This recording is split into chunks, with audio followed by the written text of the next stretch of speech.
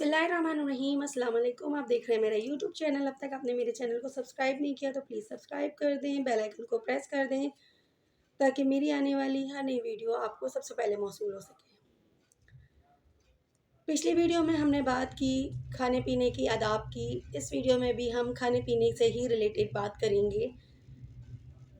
खाना खाते वक्त जूता उतार कर आराम से बैठ के खाना खाना। हज़रत अनस बिन मालिक रज़ी अल्लाह अन्हु से रिवायत है कि रसूल अकरम सल्लल्लाहु अलैहि वसल्लम ने फरमाया, जब खाना सामने रख दिया जाए तो अपने जूते उतार दिया करो, इससे तुम्हारे पाँव को ज़्यादा राहत मिलेगी। हज़रत अस्मा बिन अबी बकर रज़ी अल्लाह अन्हा से रिवायत है कि उनका ये तरीका था, जब सुरीत पकाकर उनके पास लाया जाता तो वो उनके हुक्म से उस वक्त तक ढकी रहती कि उसकी गर्मी का जोश और तेज़ी ख़त्म हो जाती। इसके बाद वो खाई जाती। और अपने इस तर्ज अमल की सनद में वो फरमाया करती थी, मैंने रसूल अकरम सल्लल्लाहु अलैहि वसल्लम से सुना है, इस तरह कुछ ठंडा करके खाना ज़्यादा बरकत का बाइस होता है। सुरीद एक मारूफ और मरगूब खाना है जिसकी ऐद नबूवत में ज़्यादा रिवाज था। एक ख़ास तरीके से गोश्त के साथ रोटी के टुकड़े पकाकर तैयार किए जाते हैं।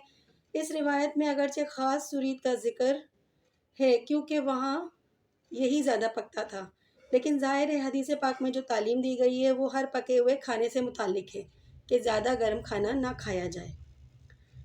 साथ खाने में बरकत होती है। हज़रत वहशी बिन हर्ब रज़ी अल्लाह अन्हो से रिवायत है, नबी करीम सल्लल्लाहु अलैहि वसल्लम के बाद सहाबा ने अर्ज़ किया, हमारा हाल ये है कि खाना खाते हैं और आसूदगी हासिल नहीं होती। आप सल्लल्लाहु अलैहि वसल्लम ने फरमाया, शायद तुम लोग अलग अलग खाते हो। उन्होंने अर्ज़ किया, हाँ अलग अलग खाते हैं। आपने फरमाया, तुम खाने पर एक साथ बैठा करो और अल्लाह का नाम लेकर यानी बिस्मिल्लाह पढ़कर इज्तिमाई तौर पर खाया करो, फिर तुम्हारे वास्ते इस खाने में बरकत होगी और तबीयत को सीरी हासिल हो जाएगी। सनन नबी दाऊद।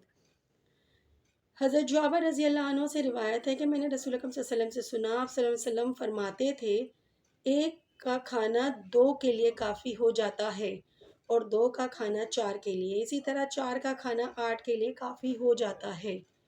सही बुखारी।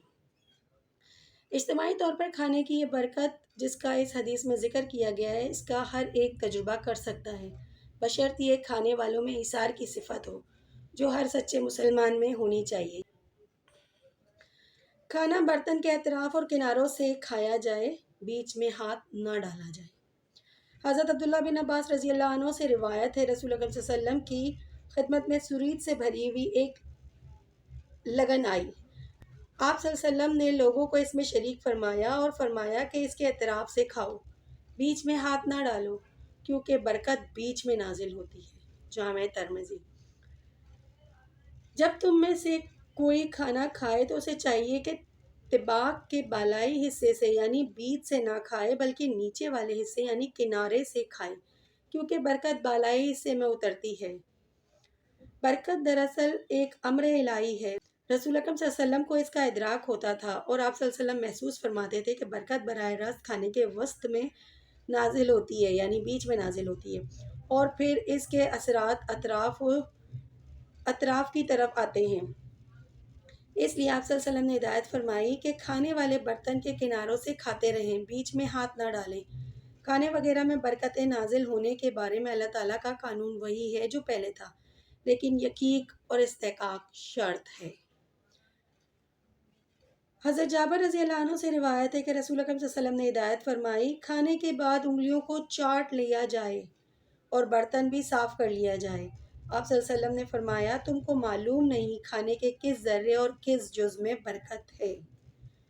रसूल अकरम सल्लल्लाहु अलैहि वसल्लम का इरशाद का मतलब ये है, खाना अतिया खुदाबंदी है, इसके एक एक ज़र्रे की कदर की जाए और कुछ मालूम नहीं कि किस जुज़ में अल्लाह ताला ने ख़ास बरकत और खुसूसी नाफियत रखी है। इसलिए खाने के जो जुज़ उंगलियों पर लगे रह जाते हैं उनको चाट कर साफ़ कर लिया जाए।